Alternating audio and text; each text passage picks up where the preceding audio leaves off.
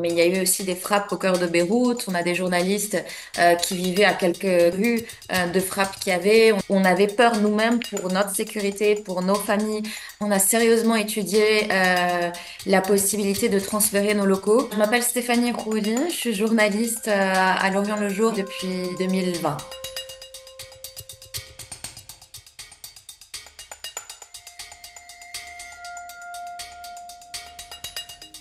L'Orient le Jour, c'est le plus grand quotidien francophone au Liban, un des plus anciens de la presse écrite au Moyen-Orient, puisqu'on a fêté en 2024 nos 100 ans.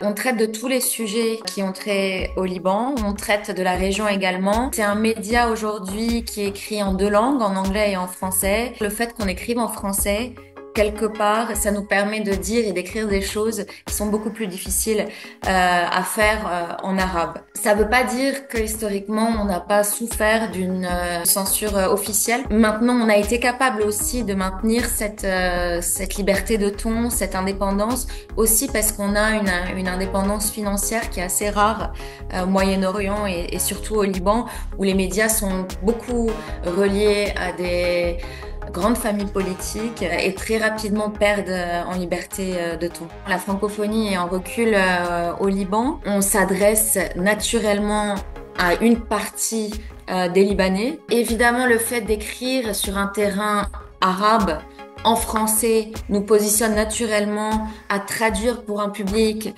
occidental la réalité des pays de la région. Et on est naturellement dans une position de trait d'union, de pont entre l'Orient et l'Occident. C'est un peu cliché de le dire, mais je pense vraiment, surtout depuis le 7 octobre, que c'est une réalité et que nos journalistes sur le plan individuel ont vraiment conscience que leur travail sert aussi de pont entre deux visions du monde qui sont de plus en plus antagonistes, sans nuance et tranchées.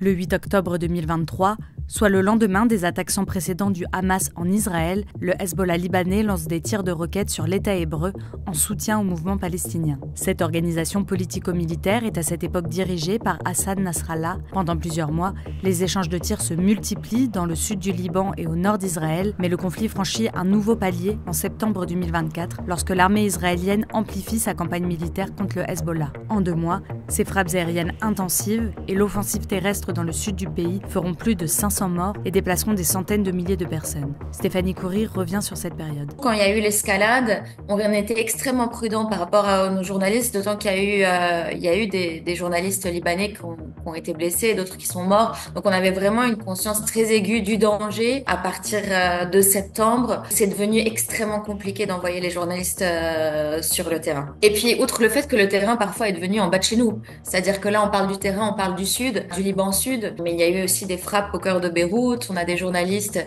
qui vivaient à quelques rues de frappes qu'il y avait. On vivait au quotidien avec la vue, les fumées qui montaient sur Beyrouth parce qu'on est un peu en hauteur de nos bureaux. Je me souviens en particulier de la nuit de la frappe de Nasrallah où on a dû faire des détours pour rentrer chez nous. On était en permanence au courant des frappes qui allaient avoir lieu via le compte Twitter du porte-parole de l'armée israélienne. Et on essayait de circuler une fois qu'il y avait eu l'alerte et qu'il y avait eu la bombe en attendant la prochaine alerte. On avait peur nous-mêmes pour notre sécurité, pour nos familles.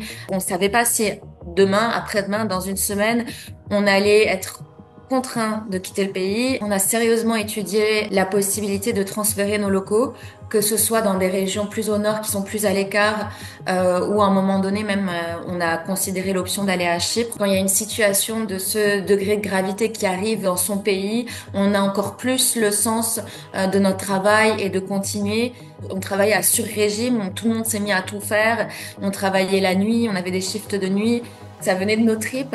Il y avait vraiment un sens. On avait une mission au-delà du journalisme. C'était pour le Liban de raconter ce qui se passait, de porter la voix des Libanais à l'extérieur, surtout dans les médias occidentaux où on sentait un énorme décalage. Pour beaucoup d'entre nous, c'est beaucoup après la guerre que beaucoup d'émotions sont remontées, que tout ce qu'on avait mis de côté face à l'urgence de la situation est revenu au premier plan. On a tous conscience que la situation au Liban est précaire. Maintenant, il faut dire que depuis le cessez-le-feu, cessez-le-feu qui a eu lieu fin novembre entre le Hezbollah et Israël, la formation du gouvernement de Nawaf Salam a apporté une forme de soulagement. Il y a eu une forme d'espoir qu'on n'avait pas connue au Liban depuis longtemps.